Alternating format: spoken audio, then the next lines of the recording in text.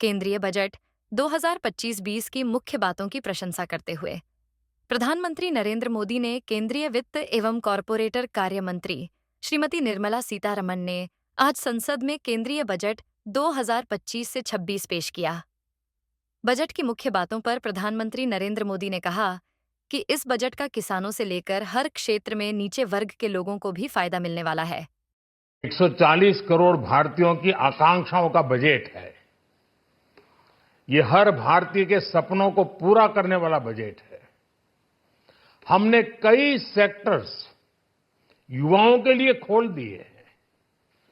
सामान्य नागरिक विकसित भारत के मिशन को ड्राइव करने वाला है।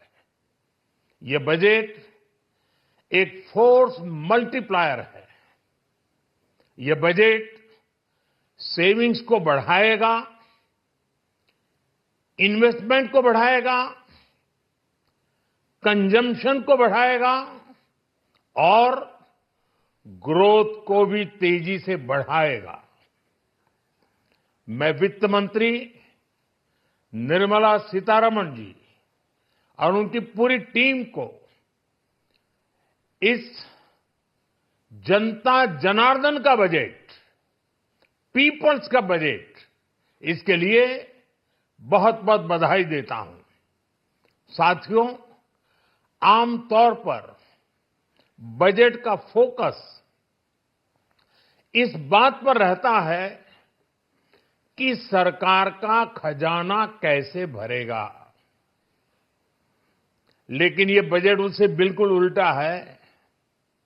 लेकिन ये बजट देश के नागरिकों की जेब कैसे भरेगी, देश के नागरिकों की बचत कैसे बढ़ेगी और देश के नागरिक विकास के भागीदार कैसे बनेंगे, ये बजट इसकी एक बहुत मजबूत नींव रखता है। साथियों, इस बजट में रिफॉर्म की दिशा में महत्वपूर्ण कदम उठाए गए हैं। न्यूक्लियर एनर्जी में प्राइवेट सेक्टर को बढ़ावा देने का निर्णय बहुत ही ऐतिहासिक है। ये आने वाले समय में सिविल न्यूक्लियर एनर्जी का बड़ा योगदान देश के विकास में सुनिश्चित करेगा। बजट में रोजगार के सभी क्षेत्रों को हर प्रकार से प्राथमिकता दी गई है। लेकिन मैं दो चीजों पर ध्यान आकर्षित करना चाहूंगा। उन रिफॉर्म्स की मैं चर्चा करना चाहूंगा जो आने वाले समय में बहुत बड़ा परिवर्तन लाने वाले हैं। एक, इंफ्रास्ट्रक्चर स्टेटस देने के कारण भारत में बड़े शिप्स के निर्माण को बढ़ावा मिलेगा। आत्मनिर्भर भारत अभियान को गति मिलेगी और हम सब जानते हैं कि शिप बिल्डिंग ये सर्वाधिक रोजगार देने वाला क्षेत्र है। उसी प्रकार से देश में टूरिज्म के लिए बहुत संभावना है। महत्वपूर्ण 50 टूरिस्ट डेस्टिनेशन, वहां पर जो होटल्स बनाएंगे, उस होटल को पहली बार इंफ्रास्ट्रक्चर के दायरे में लाकर टूरिज्म पर बहुत बल दिया है।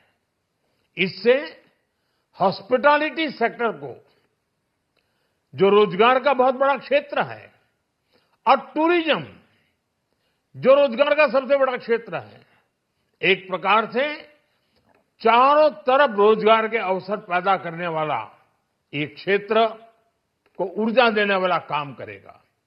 आज देश विकास भी, विरासत भी, इस मंत्र को लेकर चल रहा है।